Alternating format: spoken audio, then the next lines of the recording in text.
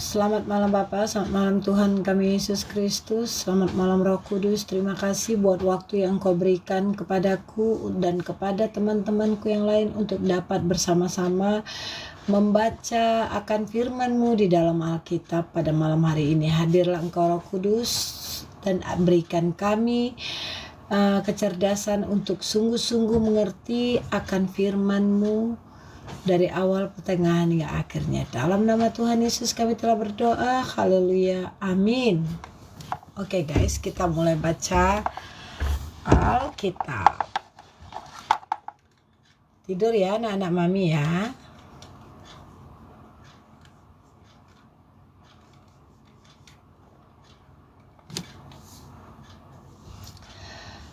Dua Raja-Raja pasal 21 ayat 1 sampai dengan ayat yang sebentar kita lihat lagi. 26 demikian firman Tuhan. Manase Raja Yehuda. Manase berumur 12 tahun pada waktu ia menjadi raja dan 55 tahun lamanya ia memerintah di Yerusalem. Nama ibunya ialah Hefjibah. Ia melakukan apa yang jahat di mata Tuhan, sesuai dengan perbuatan keji bangsa-bangsa yang telah dihalau Tuhan dari depan orang Israel. Ia mendirikan kembali bukit-bukit pengorbanan yang telah dimusnahkan oleh Hizkia ayahnya. Ia membangun mezbah-mezbah untuk Baal, membuat patung Asyera seperti yang dilakukan oleh Ahab Raja Israel, dan sujud beribadah kepadanya. Ia mendirikan mezbah-mezbah di rumah Tuhan. Walaupun sehubungan dengan rumah itu Tuhan telah berfirman, di Yerusalem aku akan menaruh namaku. Dan ia mendirikan juga mezbah-mezbah bagi segenap tentara langit di kedua pelataran rumah Tuhan. Bahkan ia mempersembahkan anaknya sebagai korban dalam api, melakukan ramal dan telaah, dan menghubungi para pemanggil arwah dan para pemanggil roh peramal. Ia melakukan banyak yang jahat di mata Tuhan, sehingga ia menimbulkan sakit hatinya. Ia menaruh juga patung Asyera yang telah dibuatnya dalam rumah. Walaupun sehubungan dengan rumah itu, Tuhan telah berfirman kepada Daud dan kepada Salomo anaknya, dalam rumah ini dan di Yerusalem yang telah kupilih dari antara segala suku Israel, aku akan menaruh namaku untuk selama-lamanya. Aku tidak akan membiarkan bangsa Israel lagi dibawa keluar dari tanah yang telah kuberikan kepada nenek moyang mereka, asal saja mereka tetap berbuat tepat seperti yang telah kuperintahkan kepada mereka, dan tepat menurut hukum yang kepada mereka, dan tepat menurut hukum yang telah diperintahkan kepada mereka oleh hambaku Musa. Tetapi mereka tidak mau mendengarkan, dan Manase menyesatkan mereka, sehingga mereka melakukan yang jahat daripada bangsa-bangsa yang telah dipunahkan Tuhan dari hadapan orang Israel. Kemudian berfirmanlah Tuhan dengan perantaran para hambanya, yaitu para nabi, oleh karena Manase Raja Yehuda telah melakukan kekejian-kekejian ini, berbuat jahat lebih daripada segala yang telah dilakukan oleh orang Amori yang mendahului dia, dan dengan berhala-halanya ia telah mengakibatkan orang Yehuda berdosa pula. Sebab itu beginilah firman Tuhan Allah Israel, sesungguhnya aku akan mendatangkan malapetaka atas Yerusalem dan Yehuda, sehingga setiap orang yang mendengarnya akan bising. kedua telinganya, dan aku akan merentangkan atas Yerusalem tali pengukur sama seperti atas Maria dan tali mating, anting-anting sama seperti atas keluarga Ahab, dan aku akan menghapuskan Yerusalem seperti orang menghapus pinggan, yakni habis dihapus dibalikkan pula menungging. Aku akan membuangkan sisa milik pusakaku dan akan menyerahkan mereka ke dalam tangan musuh-musuh mereka, sehingga mereka menjadi jarahan dan menjadi rampasan bagi semua musuh mereka. Oleh karena mereka telah melakukan apa yang jahat di mataku, dan dengan demikian mereka menimbulkan sakit hatiku, mulai dari nenek moyang mereka keluar dari Mesir sampai hari ini. Lagi pula Manasye mencurahkan darah orang yang tidak bersalah sedemikian banyak, hingga dipenuhinya Yerusalem dari ujung ke ujung, belum termaksud dosa-dosanya yang mengakibatkan orang Yehuda berdosa pula dengan berbuat yang jahat di mata Tuhan. Selebihnya dari riwayat Manasye segala yang dilakukan dan dosa-dosa yang diperbuatnya, bukankah semuanya itu tertulis dalam kitab sejarah raja-raja Yehuda? Kemudian Manasye mendapat perhentian bersama-sama dengan nenek moyangnya, dan ia dikuburkan di taman istananya, di taman Uza. Maka Amon anaknya menjadi raja menggantikan dia. Amon raja Yehuda. Oh my God, really? Sorry guys. Amon berumur 22 tahun pada waktu ia menjadi raja, dan 2 tahun lamanya ia memerintah di Yerusalem. Nama ibunya ialah Mesulemet, binti Harus dari Yotba. Ia melakukan apa yang jahat di mata Tuhan seperti yang telah dilakukan Manasye ayahnya. Ia hidup sama seperti ayahnya dahulu sambil beribadah kepada berhala-berhala yang disembah oleh ayahnya dan sujud menyembah kepada mereka. Ia meninggalkan Tuhan Allah nenek moyangnya dan tidak hidup menurut kehendak Tuhan. Dan pegawai-pegawai Amon mengadakan persepakatan melawan dia dan membunuh raja di istananya. Tetapi rakyat negeri itu membunuh semua orang yang mengadakan persepakatan melawan Raja Amon. Dan rakyat negeri itu mengangkat Yosia anaknya menjadi raja menggantikan dia. Selebihnya dari riwayat Amon, apa yang dilakukannya, bukankah semuanya itu tertulis dalam kitab sejarah raja-raja Yehuda? Kemudian ia dikuburkan dalam kuburnya di Taman Uza. Maka Yosia anaknya menjadi raja menggantikan dia. 2 Raja-Raja pasal 22 ayat 1 sampai dengan ayat yang ke 20. Demikian firman Tuhan. Yosua raja Yehuda, kitab Taurat ditemukan kembali. Yosua berumur 8 tahun pada waktu ia menjadi raja, dan 31 tahun lamanya ia memerintah di Yerusalem. Nama ibunya ialah Yedida binti Adaya dari Boskat.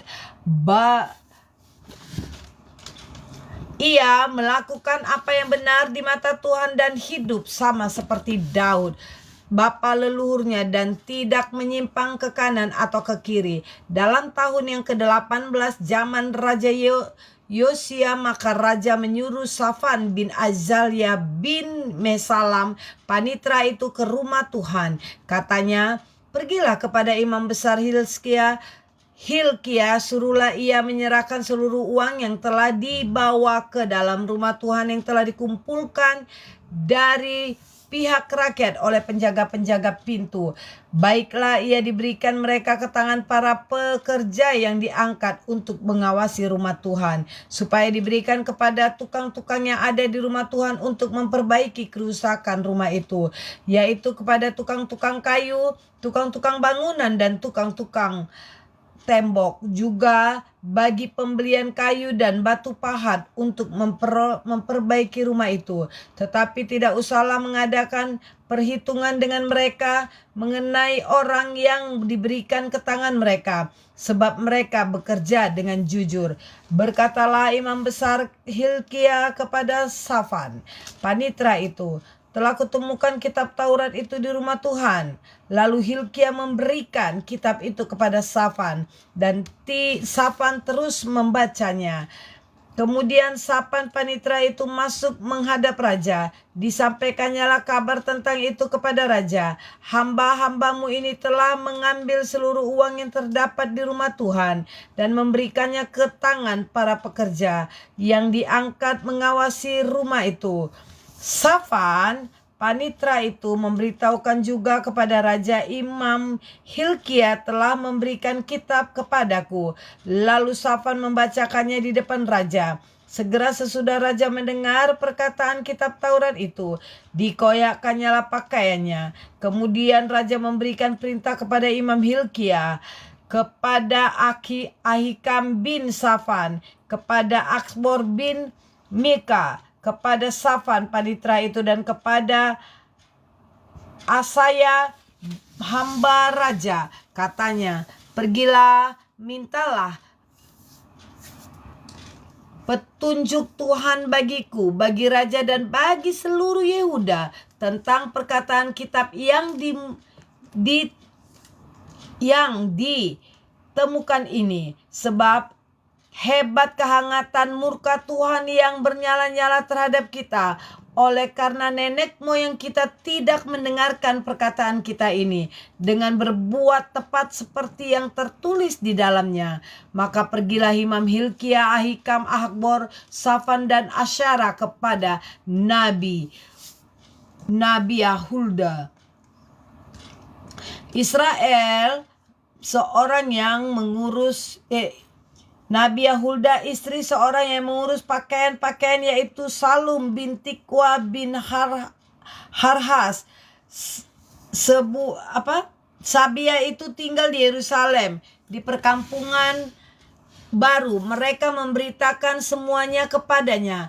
Perempuan itu menjawab mereka, beginilah firman Tuhan Allah Israel. Katakanlah kepada orang yang menyuruh kamu kepadaku, beginilah firman Tuhan. Sesungguhnya aku akan mendatangkan malapetaka atas tempat ini dan atas penduduknya, yakni segala perkataan kitab yang telah dibaca oleh Raja Yehuda. Karena mereka meninggalkan aku dan membakar korban kepada Allah lain dengan maksud menimbulkan sakit hatiku dengan segala pekerjaan tangan mereka. Sebab itu kehangatan murkaku akan menyala-nyala terhadap tempat ini dengan tidak padam-padam. Tetapi kepada Raja Yehuda yang telah menyuruh kamu untuk meminta petunjuk Tuhan, harus kamu katakan demikian, beginilah firman Tuhan Allah Israel mengenai perkataan yang telah kau dengarkan itu. Oleh karena engkau sudah menyesal dan engkau merendahkan diri di hadapan Tuhan pada waktu engkau mendapatkan hukuman yang kufirmankan terhadap tempat ini dan terhadap penduduknya, bahwa mereka akan mendasyatkan dan menjadi kutuk, dan oleh karena engkau mengoyakkan pakaianmu dan menangis di hadapanku, aku pun telah mendengarnya. Demikianlah firman Tuhan. Sebab itu sesungguhnya aku akan mengumpulkan engkau pada nenek moyangmu, dan engkau akan dikebumikan ke dalam kuburmu dengan damai, dan matamu tidak akan melihat segala malapetaka yang akan kudatangkan atas tempat ini. Lalu mereka menyampaikan jawab itu kepada raja. Guys, tadi kita sudah baca ya 2 pasal ya dari kitab 2 Raja-Raja. Sekarang kita lanjut ya guys. Ini mataku kena minyak tadi, jadinya agak sedikit kabur jadinya. Tapi tidak apa-apa guys, dalam nama Tuhan Yesus semuanya menjadi jelas ya. Semuanya menjadi indah. 2 Raja-Raja pasal 23 ayat 1 sampai dengan ya ayat yang ke 35. Demikian firman Tuhan.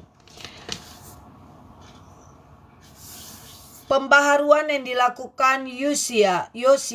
Sesudah itu raja menyuruh orang mengumpulkan semua tua-tua Yehuda dan Yerusalem. Kemudian pergilah raja ke rumah Tuhan dan bersama-sama dia semua orang Yehuda dan semua penduduk Yerusalem, para imam, para nabi dan seluruh orang awam, dari yang kecil sampai yang besar. Dengan didengar mereka itu membacakan segala perkataan dari kitab perjanjian yang ditemukan di rumah Tuhan itu.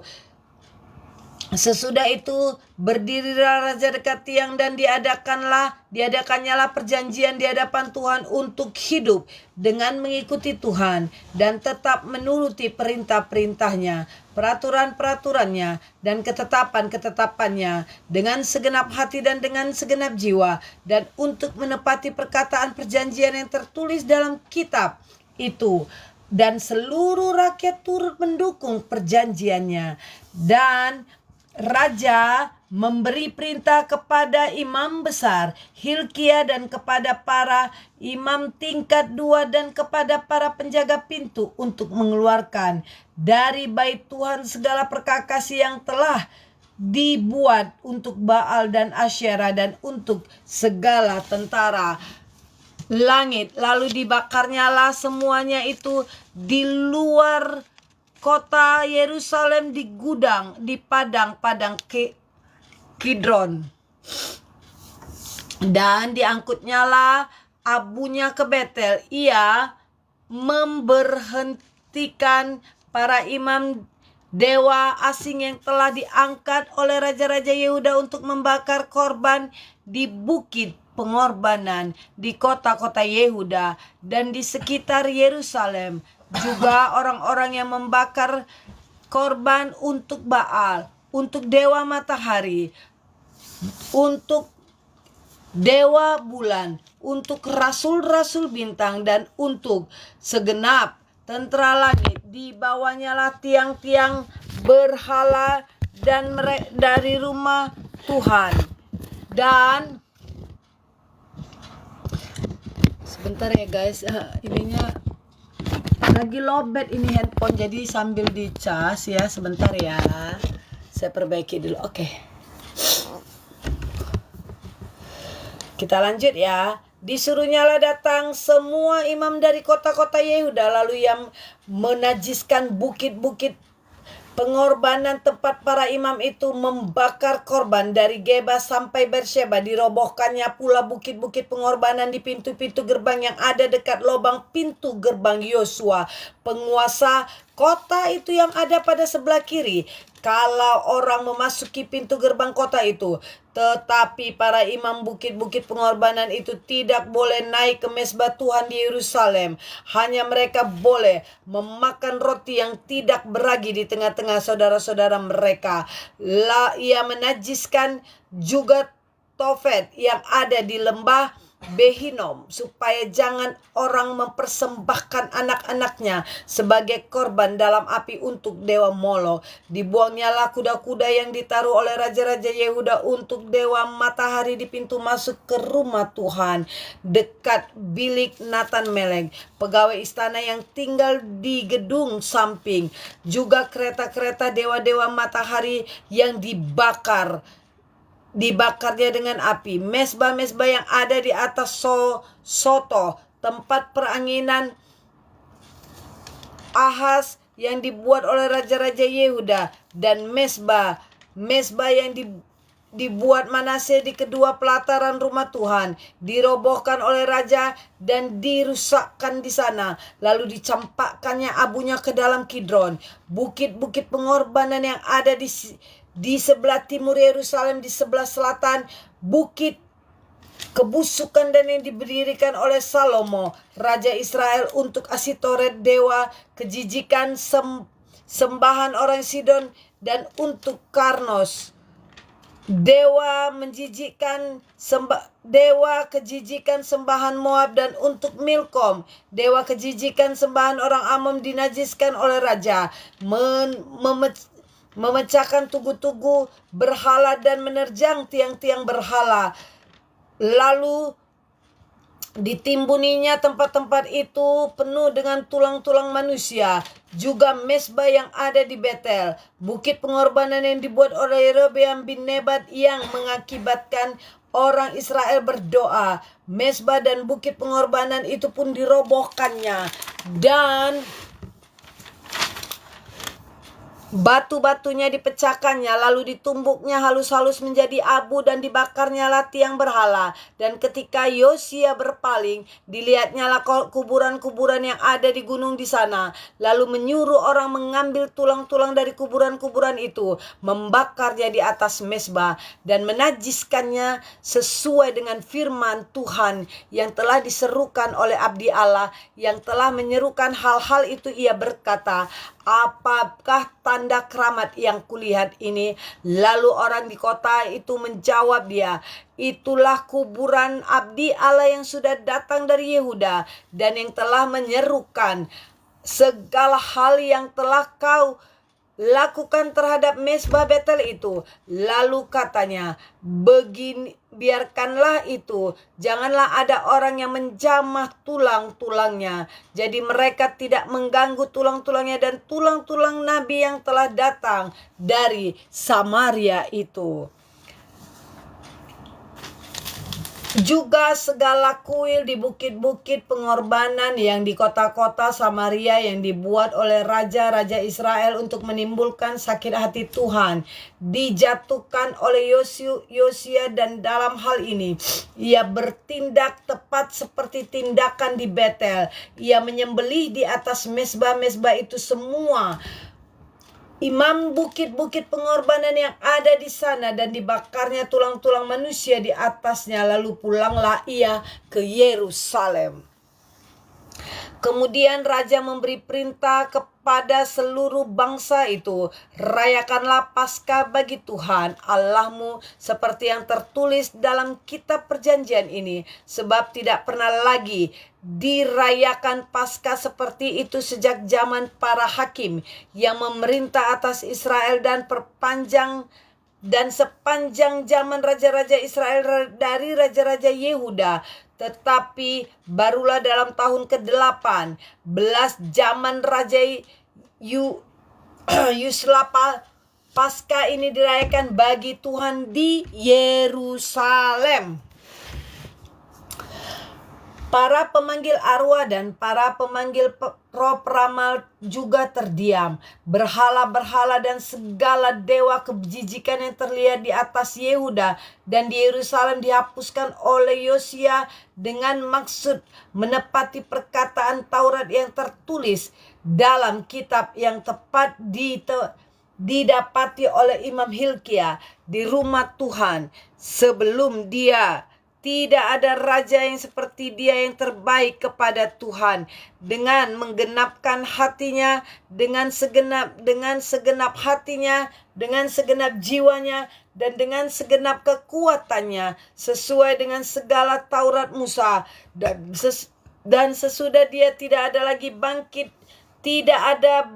lagi yang seperti dia. Tetapi Tuhan tidak beralih dari murkanya yang sangat bernyala-nyala. Yang sangat bernyala-nyala itu yang telah bangkit terhadap Yehuda karena segala sakit hatinya yang ditimbulkan mereka. Lalu berfirmanlah Tuhan, juga orang Yehuda dan akan kujatuhkan dari hadapanku seperti aku menjatuhkan orang Israel, dan aku akan membuang kota yang kupilih itu, yakni Yerusalem yang ramah itu, walaupun aku telah berfirman tentangnya, namaku akan tinggal di sana. Selebihnya dari riwayat Yosia dan segala yang dilakukannya, bukankah semuanya itu tertulis dalam kitab sejarah raja-raja Yehuda dalam zamannya itu? Majulah firman Neko Raja Mesir melawan Raja Asyur di tepi sungai Efrat. Raja Yosia pergi menghadapi dia, dan tetapi Fir'aun membunuhnya di Megiddo. Segera sesudah ia melihatnya, pegawai-pegawainya mengangkut mayatnya dan kereta dari Megiddo dan membawanya ke Yerusalem. Kemudian mereka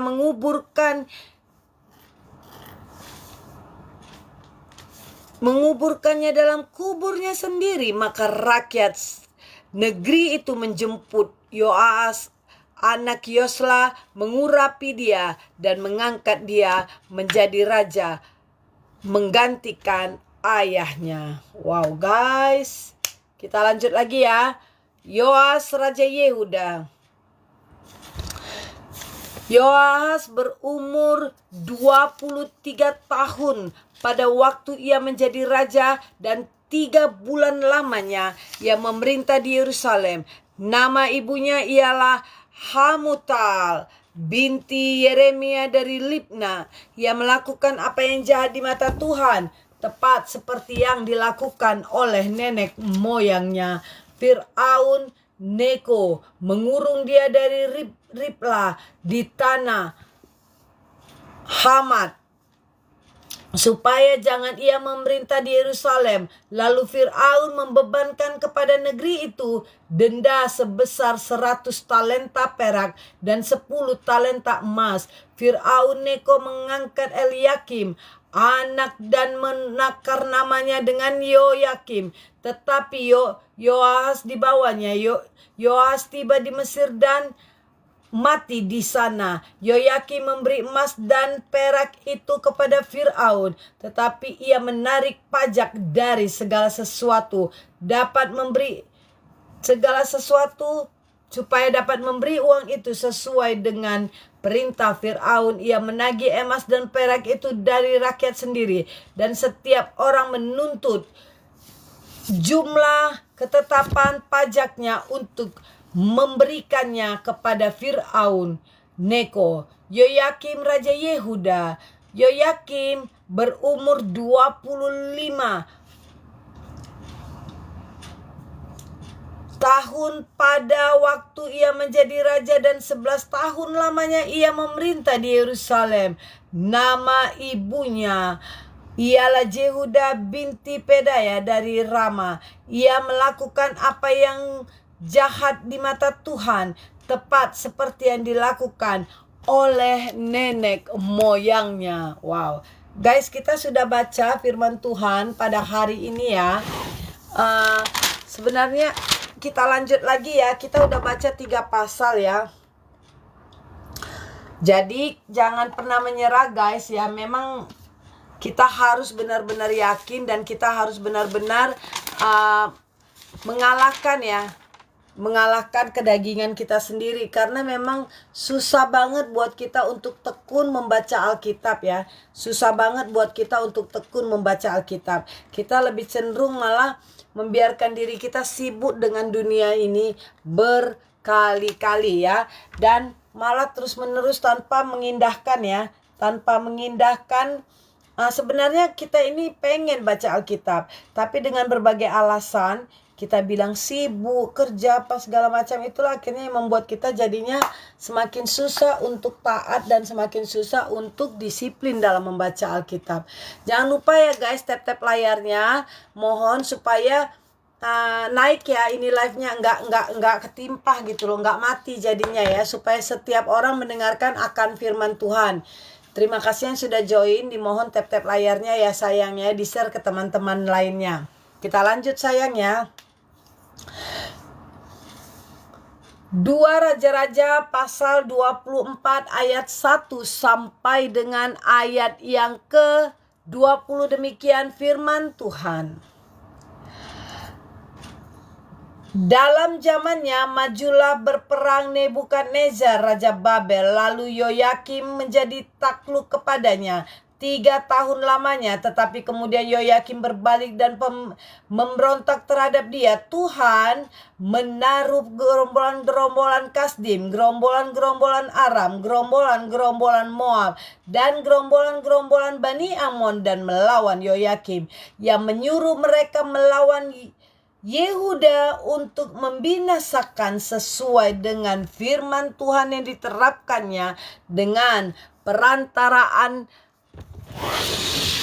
para hambanya, yaitu para nabi. Sungguh hal itu terjadi kepada Yehuda sesuai dengan titah Tuhan untuk menjauhkan mereka dari hadapannya oleh karena dosa-dosa Manasye setimpal dengan segala yang dilakukannya, dan juga oleh karena darah orang yang tidak bersalah yang telah ditembakkannya, sebab ia telah membuat Yerusalem penuh dengan darah orang yang tidak bersalah, dan Tuhan tidak mau mengampuninya. Selebihnya dari riwayat Yoyakim dan segala yang dilakukannya, bukankah semuanya itu bertulis dalam kitab sejarah raja-raja Yehuda? Kemudian Yoyakim mendapat perhentian bersama-sama dengan nenek moyangnya, maka Yoyakim anaknya menjadi raja menggantikan dia. Raja Mesir tidak lagi keluar berperang dari negerinya, sebab Raja Babel telah menyebutkan segala yang termaksud wilayah Raja Mesir, mulai dari sungai Mesir sampai di sungai Efrat. Oh my God, thank you God. Yoyakim Raja Yehuda. Yoyakim berumur 18 tahun pada waktu ia menjadi raja, dan 3 bulan lamanya ia memerintah di Yerusalem. Nama ibunya ialah Nehusta binti Elimatan dari Yerusalem. Ia melakukan apa yang jahat di mata Tuhan, ya. Tepat seperti yang dilakukan ayahnya. Pada waktu itu majulah orang Nebukadnezar Raja Babel menyerang Yerusalem, dan kota itu dikepung. Juga Nebukadnezar orang Babel datang menyerang kota itu, sedang orang-orangnya mengepungnya. Lalu keluarlah Yoyakim Raja Yehuda mendapatkan Raja Babel. Ia sendiri, ibunya, pegawai-pegawainya, para pembesarnya, dan pegawai istananya. Raja Babel menangkap dia pada tahun yang ke-8 dari pemerintahannya, dan mengeluarkan dari sana segala barang yang perbendaraan rumah Tuhan dan barang-barang perbendaraan istana raja, juga dikeratnya emas dari segala perkakas emas yang dibuat oleh Salomo Raja Israel di bait Tuhan, seperti yang telah difirmankan Tuhan. Ia mengangkut seluruh penduduk Yerusalem ke dalam pembuangan, semua panglima dan semua pahlawan yang gagah perkasa, 10.000 orang tawanan, juga semua tukang dan pandai besi. Tidak ada yang ditinggalkannya kecuali orang-orang lemah dari rakyat negeri. Ia mengangkut Yoyakim ke dalam pembuangan ke Babel. Juga ibunya raja, ibunda raja, istri-istri raja, pegawai-pegawai istananya, dan orang-orang berkuasa di negeri itu dibawanya sebagai orang buangan dari Yerusalem ke Babel. Semua orang yang gagah perkasa, 7.000 orang banyaknya, para tukang dan para pandai besi, 1.000 orang banyaknya sekalian pahlawan yang sanggup berperang dibawa oleh Raja Babel sebagai orang buangan di Babel. Kemudian Raja Babel mengangkat matanya, paman Yoyakim menjadi raja, menggantikan dia dan menukar namanya menjadi Zedekia. Wow. Zedekia Raja Yehuda, runtuhnya kerajaan Yehuda. Zedekia berumur 21 tahun pada waktu ia menjadi raja, dan 11 tahun lamanya ia memerintah di Yerusalem. Nama ibunya ialah Hamutal binti Yeremia dari Libna. Ia melakukan apa yang jahat di mata Tuhan, tepat seperti yang dilakukan Yoyakim, sebab karena murka Tuhan terjadi hal itu terhadap Yerusalem dan Yehuda, yakni bahwa ia sampai membuang mereka dari hadapannya. Guys, dua raja-raja itu satu pasal lagi ya, karena dia hanya sampai pasal yang ke-25 ya guys ya. Kita lanjut ya sayang ya, jangan lemah, tetap semangat ya, Tuhan memberkati. Terima kasih yang sudah tap-tap layarnya ya, terima kasih yang sudah share-share videonya ya. Yuk kita lanjut lagi yuk. Ini pasal terakhir di dua raja-raja ya. Dua Raja-Raja pasal yang ke-25 ayat 1 sampai dengan ayat yang ke-30. Demikian firman Tuhan. Maka pada tahun ke-9 dari pemerintahannya, dalam bulan yang ke-10 pada tanggal 10 bulan itu, datanglah Nebukadnezar Raja Babel dengan segala tenteranya menyerang Yerusalem. Ia berkemah, mengepung dan mendirikan tembok pengepungan sekelilingnya. Demikianlah kota itu terkepung sampai tahun yang ke-11 zaman Zedekia. Pada tanggal 9 bulan yang ke-4, ketika kelaparan sudah merajalela di kota itu dan tidak ada lagi makanan pada rakyat negeri itu, maka dibelah oranglah tembok kota itu, dan semua tentara melarikan diri malam-malam melalui pintu gerbang antara kedua tembok yang ada di dekat taman raja. Sekalipun orang Kasdim mengepung kota itu berkeliling, sekeliling mereka lari menuju Araba Yordan. Tetapi tentara Kasdim mengejar raja dari belakang dan mencapai dia di dataran Yeriko. Dengan tentaranya telah berserak-serak meninggalkan dia. Menangkap raja dan membawa dia kepada Raja Babel di Ribla, yang menjatuhkan hukuman atas dia. Orang yang menyembeli anak-anak Zedekia di depan matanya, kemudian dibutakannya mata Zedekia, lalu dia dibelenggu dengan rantai tembaga dan dibawa ke Babel. Dalam bulan yang kelima pada tanggal 7 bulan itu, 7 itulah tahun ke-19 zaman Raja Nebukadnezar Raja Babel. Datanglah Nebuzaradan, kepala pasukan pengawal Raja Israel Babel ke Yerusalem, yang membakar rumah Tuhan, rumah raja, dan semua rumah di Yerusalem.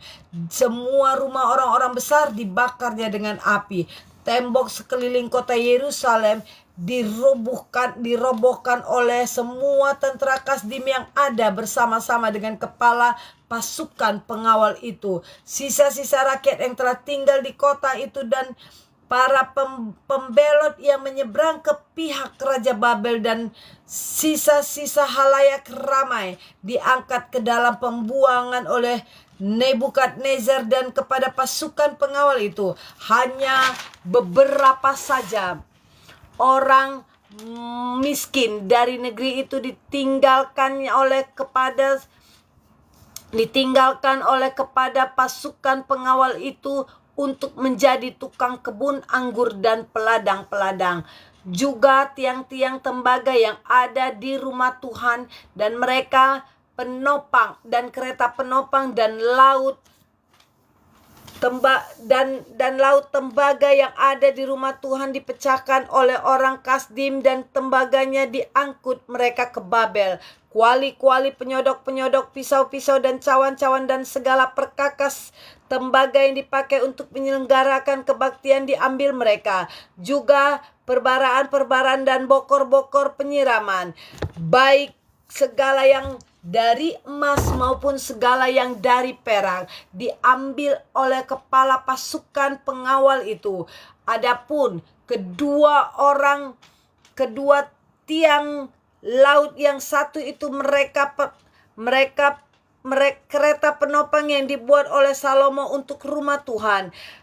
Tiada tertimbang tembaga segala perkakas ini, 18 hasta tingginya tiang yang satu, dan di atasnya ada ganja dari tembaga, tingginya 3 hasta, dan jala-jala dan buah-buah delima ada di atas ganja itu sekeliling. Semuanya itu tembaga, dan setiap itu juga tiang yang kedua disertai jala-jala. Lalu kepala pasukan pengawal itu menangkap Seraya imam kepala dan Zefanya imam tingkat 2 dan ketiga orang penjaga pintu. Dari kota itu ditangkapnya seorang pegawai istana yang diangkat mengepalai tentara, dan 5 orang pelayan pribadi raja yang terdapat di kota itu, dan panitra panglima tentara yang dikerahkan rakyat negeri menjadi tentara, dan 60 orang dari rakyat negeri yang terdapat di kota itu. Nebukadnezar dan dengan kepala pasukan pengawal menangkap mereka dan membawa mereka kepada Raja Babel di Ribla. Lalu Raja Babel menyuruh wow.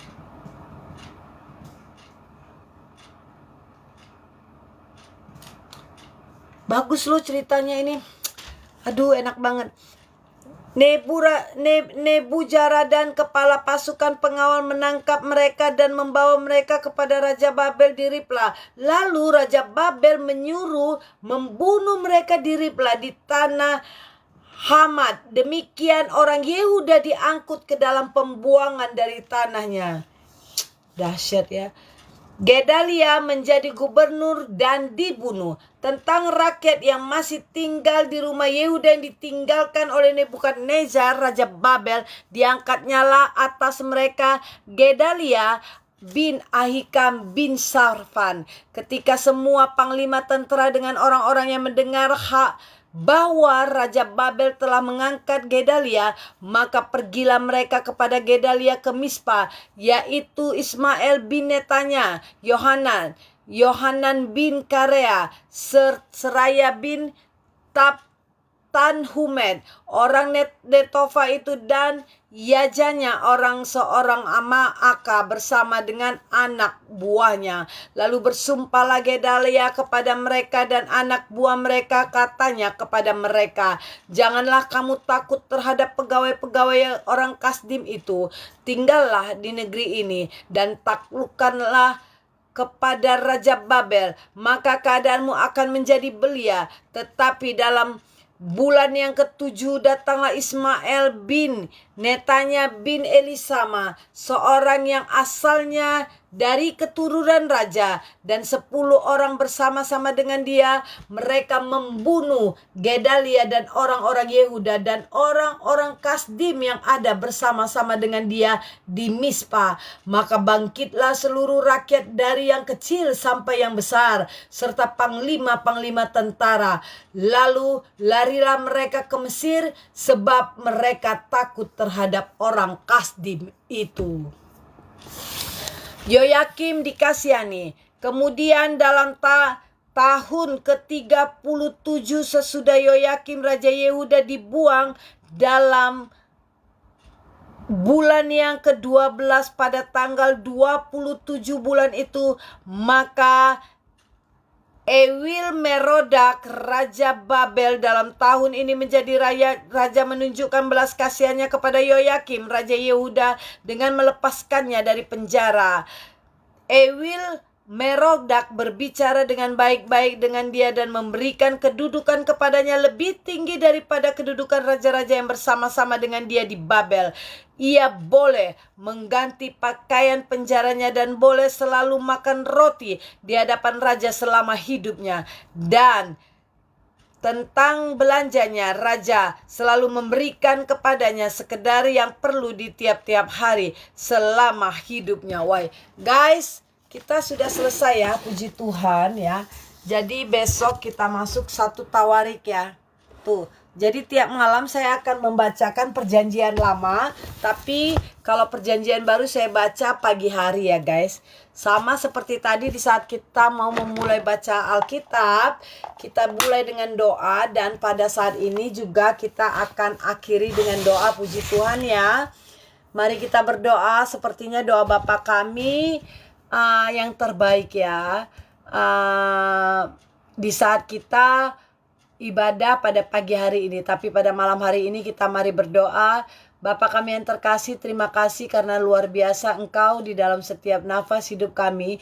Ku mau memuji-Mu dan ku mau menyembah-Mu Bapa. Kami bersyukur Tuhan kami Yesus Kristus, karena Engkau Tuhan Yesus dan pengorbanan-Mu, Engkau menyelamatkan kehidupan kami. Dan Roh Kudus, kami bersyukur karena Engkau yang memimpin pembacaan Alkitab pada malam hari ini dari awal pertengahan hingga akhirnya.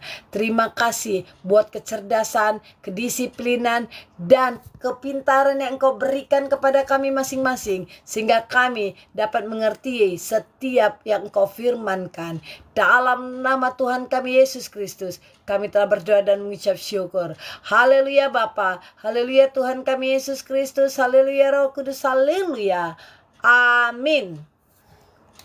Terima kasih ya guys, sudah sungguh-sungguh join sama saya membaca Alkitab pada saat hari ini. Wow, terima kasih ya, ada yang ngasih gift. Ternyata saya terlalu fokus baca Alkitab.